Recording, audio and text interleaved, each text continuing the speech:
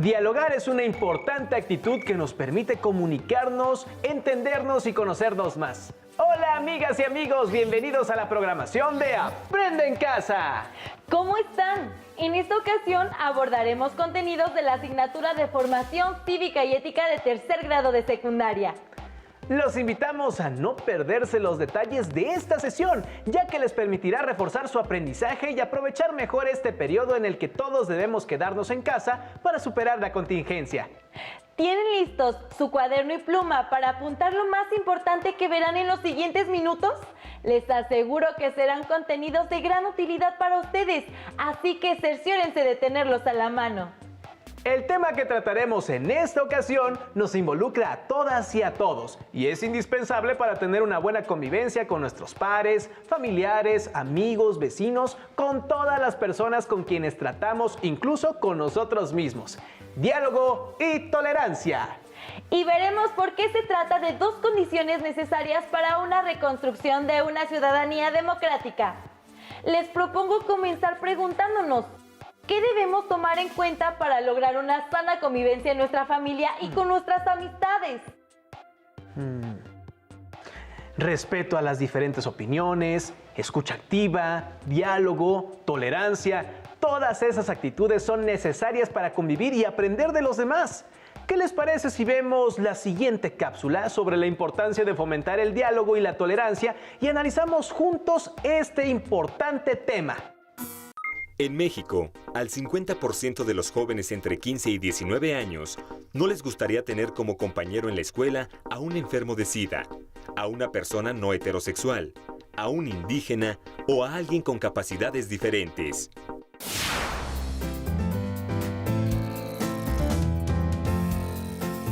Hola, bienvenidos a este espacio de diálogo y reflexión. Adolescentes sin morales. En este programa hablaremos de dos aspectos fundamentales para la sana convivencia en una sociedad democrática. Nos referimos al diálogo y la tolerancia. Para platicarnos sobre el tema, nos acompaña Maripaz Valenzuela, subdirectora de Programas y Materiales Educativos del CONAPRED, y Ana Laura Gallardo Gutiérrez, jefa del Departamento de Interculturalidad de la Coordinación General de Educación Intercultural y Bilingüe de la SEP. Bienvenidas a las dos. ¿Qué actitudes intolerantes detectas en la escuela, en tu familia o con tus amigos? Chavos. Bueno, en la escuela vemos cómo se forman los grupos de adolescentes, ¿no? A unos les gusta el rock, a otros el pop, y así se van separando y discriminando unos a otros, aunque en la mayoría de las veces ocurre eso. Ok.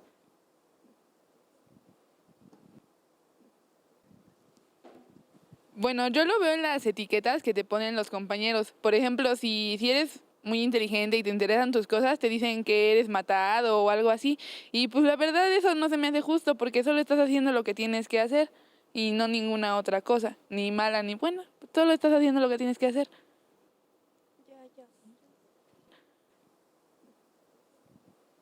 Que al momento de hablar te arrebatan la palabra. Que, por ejemplo, estás dando tu opinión acerca de un tema y mientras el profesor solo te da a ti la palabra, otros compañeros están hablando de cosas que no son ni siquiera de la materia o del tema. Yo, por ejemplo, en mi familia, mi papá, no sé, cuando quiero decirle algo sobre una fiesta o que me dé un permiso y no me deja, nada más me empieza a regañar y no me da, o sea, es intolerante porque no me deja expresarme ni me deja de decirle por qué quiero ir ni nada de eso. En mi casa no me dejan jugar fútbol, que según ese es un deporte solo para hombres.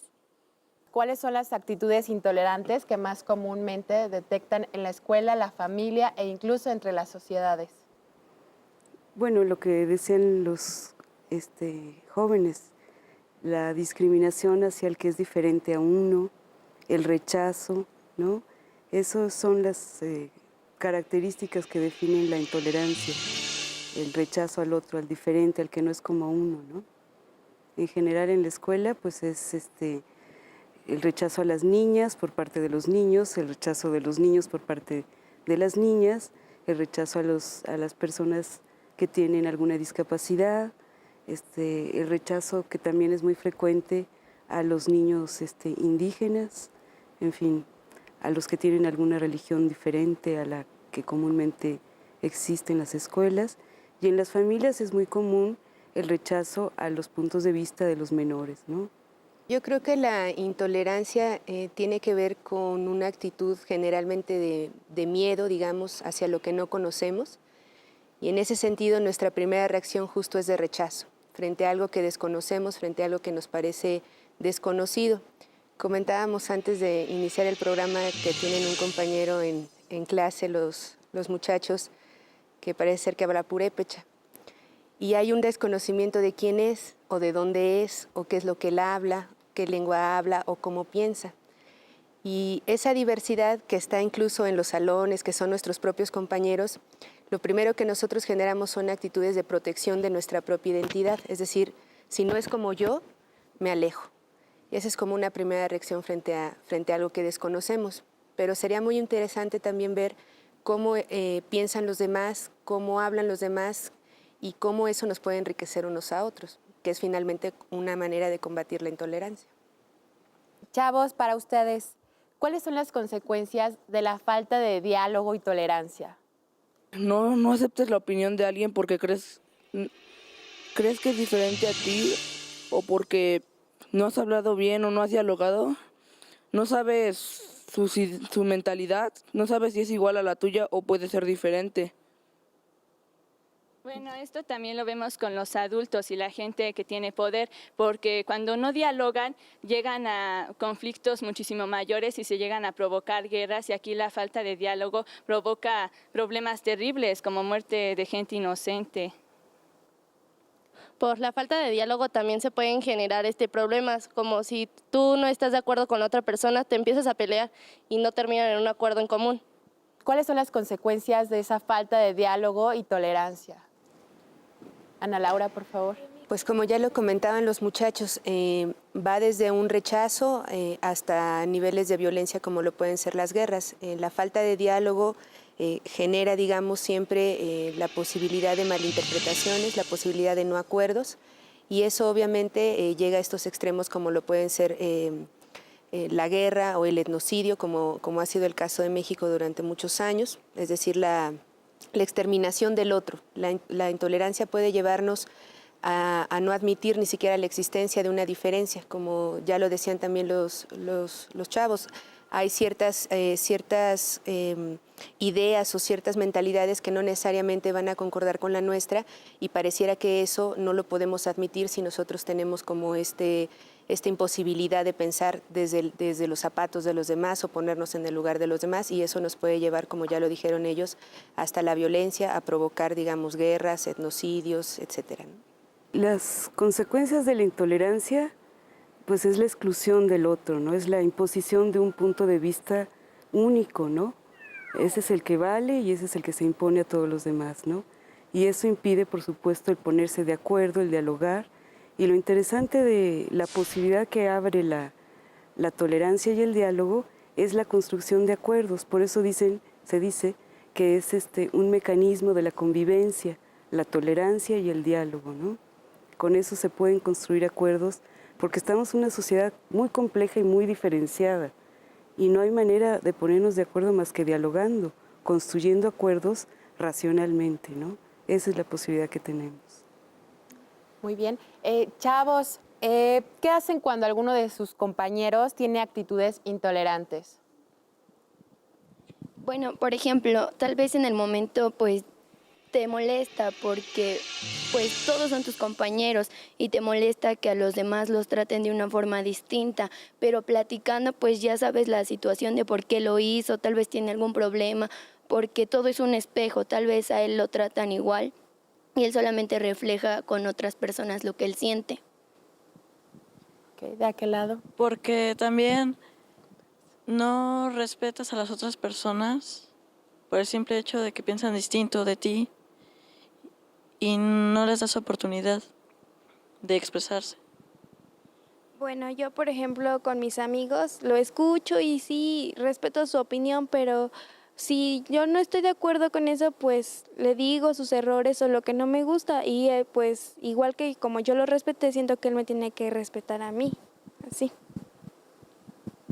Bueno, Yo escucharía su opinión y si siento que si ya me está metiendo cosas que a mí no me gustan o que siento que se está metiendo con mis gustos, pues yo le diría que yo respeto su opinión, que él respete la mía, porque cada quien tiene gustos diferentes. Claro. Bueno, principalmente lo que yo haría es hacer reflexionar al compañero, ¿no? Porque somos seres humanos los dos y no se vale que a uno los traten mal y al otro lo traten bien, o sea, que no se distinga, que haya igualdad. ¿De qué manera se puede poner en práctica la tolerancia y el diálogo en la vida diaria? Bueno, para poderlo hacer, primero tienes que reconocer que todos tenemos derechos a tener un punto de vista propio, ¿no? Todos tenemos libertad de expresión y eso es lo primero, ¿no? Reconocer que todos lo tenemos. Y para poder construir acuerdos, hay que escucharnos, ¿no? Primero, como dice la compañera, ponerse en el lugar del otro, escuchar sus motivos, las razones que tiene para tener ese punto de vista, ¿no? Y encontrando los puntos de acuerdo es como se posibilita la convivencia, ¿no? Esa es la posibilidad que hay para poder escucharnos, llegar a acuerdos, a tener una perspectiva común, ¿no? Ana Laura, ¿qué nos puedes decir? Sí, yo creo que hay que partir de tener una actitud de apertura y de mucha flexibilidad, porque aceptar que los demás no piensen como nosotros no es una cosa fácil. Escuchar además que esas razones por las cuales no están de acuerdo con nosotros también son válidas es todavía más difícil. Y eso implica de nuestra parte la posibilidad de dejarnos como cambiar un poquito las formas en las que pensamos. Es decir, cuando alguien que no piensa como nosotros, que no tiene las mismas razones, nosotros, por ejemplo, llegamos en este día de la tolerancia a decir, bueno, pero nos respetamos, y entonces si a mí ya me dicen algo que no me gusta mucho, pues bueno, hasta ahí como que nos tomamos una distancia unos de otros. Yo creo que cuando hablamos del diálogo y cuando hablamos de la tolerancia, tenemos que ir un poquito más allá. O sea, sí, en efecto, es respetar nuestras opiniones, respetar lo que pensamos, pero también darnos esa oportunidad de que el otro pueda tener ciertas razones que nos puedan hacer cambiar de opinión. Yo creo que esa es como la clave más fuerte cuando uno habla del diálogo. Puede ser que nos escuchemos, puede ser que entendamos las razones de los otros, pero ¿qué tanto estamos dispuestos a cambiar las nuestras? Cuando nos movemos de nuestras posiciones, cuando empezamos a reinterpretar nuestras propias opiniones, nuestros propios pensamientos, es que empezamos también a actuar distinto. Y empezamos a actuar distinto porque sí incorporamos lo que los otros nos están diciendo. Puede ser que a lo mejor sean cosas que de entrada a uno le parezcan insólitas o que uno jamás pensaría que pueda llegar a pensar de la manera en la que piensa otra persona. Pero cuando nosotros comenzamos realmente a dialogar, es decir, cuando vamos como un pasito más allá de esta idea de la tolerancia en donde solamente respetamos y cada quien en su lugar, sino cuando realmente empezamos a intercambiar esas opiniones y esas ideas y nos impactan realmente, nos hacen pensar de manera distinta, ahí es donde empieza el diálogo, ¿no? Ahí es donde empieza la posibilidad de construir ideas distintas y así es además como ha avanzado la humanidad, o sea, justo a partir de cómo distintas maneras de pensar, bueno, no dice el dicho que dos cabezas piensan más que una, pues no es por nada, porque justamente pueden construir ideas distintas que no solamente nos dejan a cada quien con nuestras ideas, sino en la manera de producir nuevas que nos ayuden a ser mejores, ¿no? Gracias. Bueno, pues agradecemos que nos hayan acompañado a que es tu espacio, Adolescentes in Morales. Agradezco a Maripaz, a Ana Laura, a los chicos, a las chicas. Gracias y nos vemos en la próxima.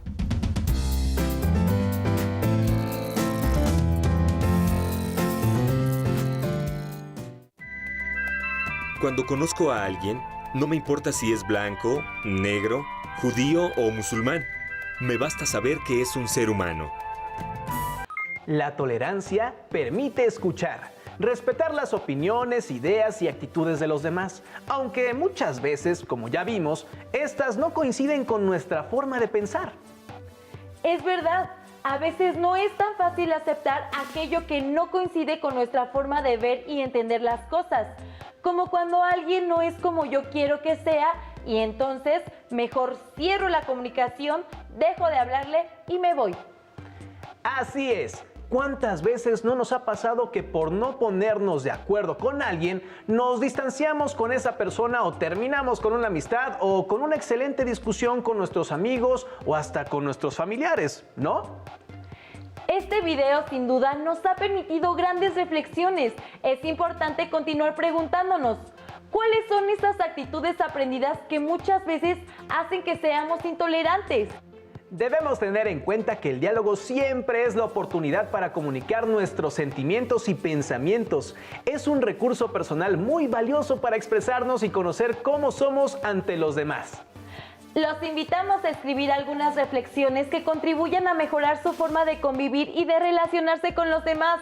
No olviden destacar la importancia del diálogo como un principio valioso para resolver nuestras diferencias y reconstruir las relaciones entre personas hacia una sana convivencia. Y que la disposición al diálogo, a la tolerancia, al debate plural, a la transparencia y a la rendición de cuentas es indispensable para la construcción del bien común. Para enriquecer sus reflexiones en compañía de un familiar, busquen información sobre estos temas. Lean lo que escribieron a su familia y establezcan acuerdos para favorecer el diálogo y la tolerancia. Intercambiar diálogos en el núcleo familiar de lo que aprendemos, de lo que queremos o de cómo nos sentimos abre un horizonte de posibilidades tanto de crecimiento personal como de bienestar familiar. Los invitamos a integrar sus apuntes y reflexiones en su carpeta de experiencias, a fin de que puedan compartirlos en su grupo, una vez que se reanuden las clases en sus escuelas. No olviden seguir la programación de Aprende en Casa. ¡Hasta la próxima! ¿Qué debemos tomar en cuenta para lograr una sana convivencia en nuestra familia y con nuestras amistades?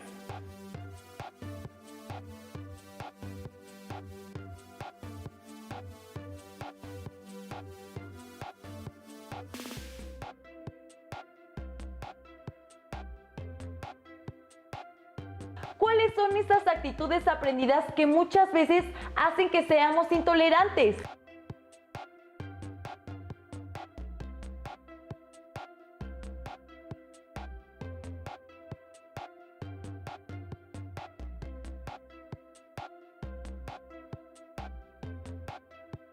Los invitamos a escribir algunas reflexiones que contribuyan a mejorar su forma de convivir y de relacionarse con los demás.